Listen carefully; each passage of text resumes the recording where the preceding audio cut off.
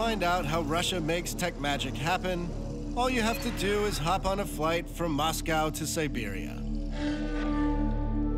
Yes, that's Siberia. It's not just for gulags anymore.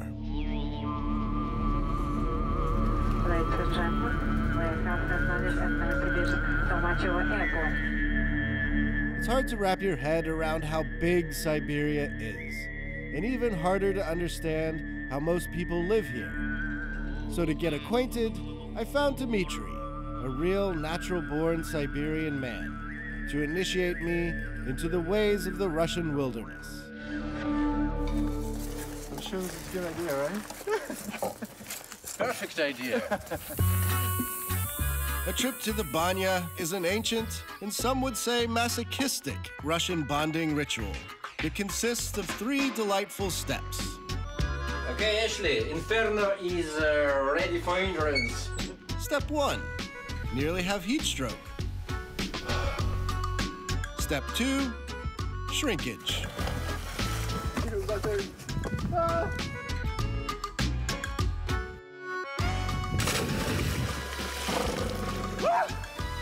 Step 3, get whacked. What does this do? Keep silent, please. Oh. When he's not beating other men with birch branches, my new Russian friend Dmitry is a philosophy professor here in Akademgorodok. That's my destination, a small town hours by plane from Moscow and about 30 minutes outside Russia's 3rd largest city, Novosibirsk. Nikita Khrushchev's government declared 60 years ago that this would be the Siberian home of the Soviet Academy of Sciences. Built from nothing in the middle of a remote taiga forest that stretches halfway around the planet. Akademgorodok, it was the first Soviet technopolis, and it was a good opportunity for many young scientists. How has it changed over the last 40 years? In comparison to Soviet time, we have not so much opportunities, but we love our place because it's wonderful. 40 institutes, a real scientific community. Do you want a toast? Mm-hmm. What will we toast here? No piety to the enemies of science. Cheers.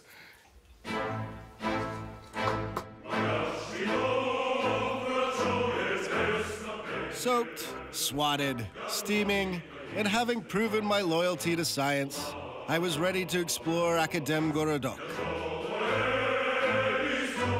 Here, the Soviets hid temples to science in the trees with shrines to match. Like this one, to all the mice they sacrificed on the altar of genetic research. Inside the Nuclear Physics Institute, it feels like I walked onto the set of Dr. Strangelove.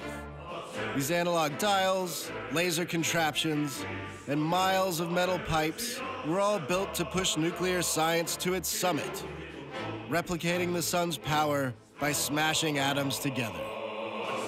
People have been chasing fusion for decades. What's still encouraging and exciting about this field? The scientific problem is like a huge mountain. And for 60 years, people are trying to get to the top. Everything around the base of the mountain is like a trash dump with old bodies and stuff. But you can imagine the results you can achieve when you get to the top. Professor Alexei Beklumishev researches something called open trap mechanisms to encourage fusion. In theory, it's a shortcut to the top of the mountain with a smaller load. This is also useful in order to make plasma thrusters for space ships. So you could use this to power a spaceship going to Mars? Yeah. At the moment, it is just an idea. It needs a lot of refinement. So this is more of like a 2080 sort of thing. Yeah. The Soviet government attracted brilliant minds like Alexei's to Siberia with spacious apartments, and the kind of prestige they could only get in a town founded as a utopian nerdocracy. But when the Soviet Union fell, so did the walls keeping scientists here. And many of them bolted to work at IBM or MIT or Boeing. For those who stayed, the utopia has lost its luster. Over time, the difference in pay between scientists and, say, bus drivers went in favor of bus drivers. Okay. If you are overworked and without pay, you want to go elsewhere. 10 years ago, the Russian government decided it needed to hit refresh on the entire town to pull Siberian science out of its post-Soviet slump. They're turning to a new generation of engineers, plucked from the taiga to lead the way. And one of the most successful so far is Dmitry Trubitsyn. Today, Akademgorodok is changing. Now there are not only scientists, but there are also a lot of companies. More like startups. Yeah, more like startups. Dmitry's company, Tion, started off making king-size air filters for hospitals and other businesses. As far as starting a company here, you didn't think, now that I have this idea, I'm going to run off to Silicon Valley. You decided this was the spot where you would give it a go. Well, it's a very comfortable place, and there are a lot of good, smart people here. Also, we have very fresh air here, and it's very useful. Company. Yeah, it's very useful for our company because we can compare the air we produce with the cleanest air in the world. Today, Dmitry is the poster boy for a Siberian startup success story. And he feels like he's close to the finish line on phase 1 of his vision. Phase 2 takes him to China, where his company is rapidly expanding. There he hopes to get his devices out of hospitals and into homes with this little guy that detects pollutants in the air. You just blow over the top? It doesn't matter. Like CO2. We'll feel it. That's enough. Look, it goes down. So the lights are going down. Yeah, it means that air quality is not very good.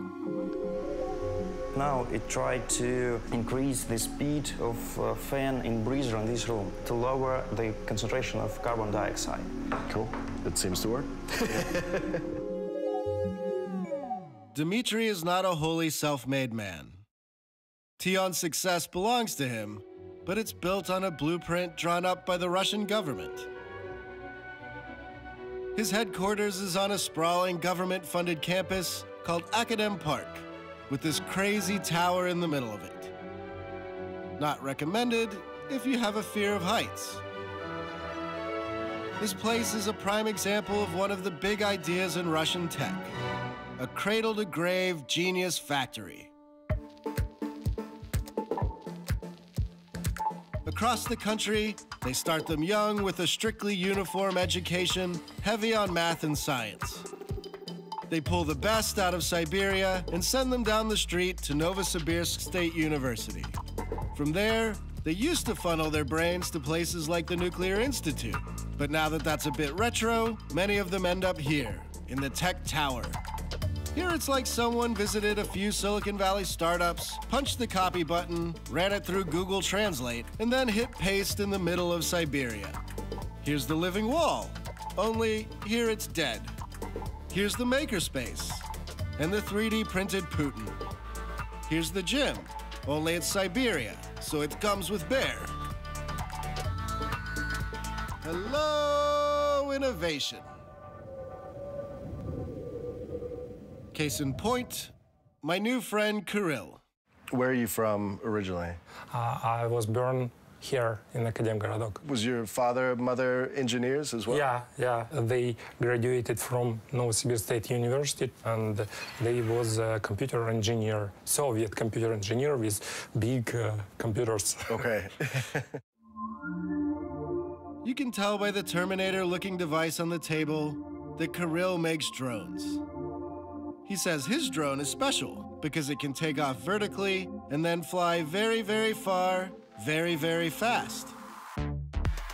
Kirill sees an Optoplane drone flying miles along high-tension power lines, checking for breaks, or zooming to the site of forest fires and floods across Siberia. A team of engineers barely out of high school, and most definitely still in college, built this carbon fiber prototype by hand in 4 months. It's quite a challenge to start a drone startup in Russia because of law constraints, because of investment climate. Traditions of mind of our clients is not so easy to break. This is seen as sort of radical. Yeah, it's kind of radical technology. So, this drone company started in a Russian government-funded incubator is too radical for its clients, who, maybe you guessed it, are part of the Russian government. Optoplane's first contract came from the Russian version of FEMA, and it built this first prototype with money from a government-backed venture capital firm.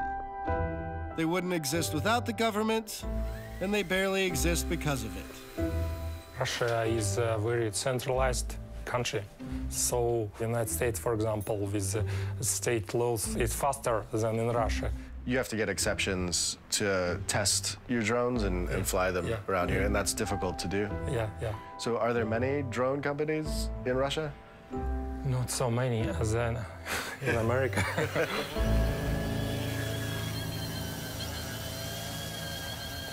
It looks really cool. It looks good, yeah. Like Skynet or something like that. Yeah. It's through the sheer force of their engineering smarts and passion that Optoplane has gotten off the ground. Out here in Siberia, they're part of one grand experiment in state-supported innovation. We'll have to see what the next 60 years bring to this silicon forest.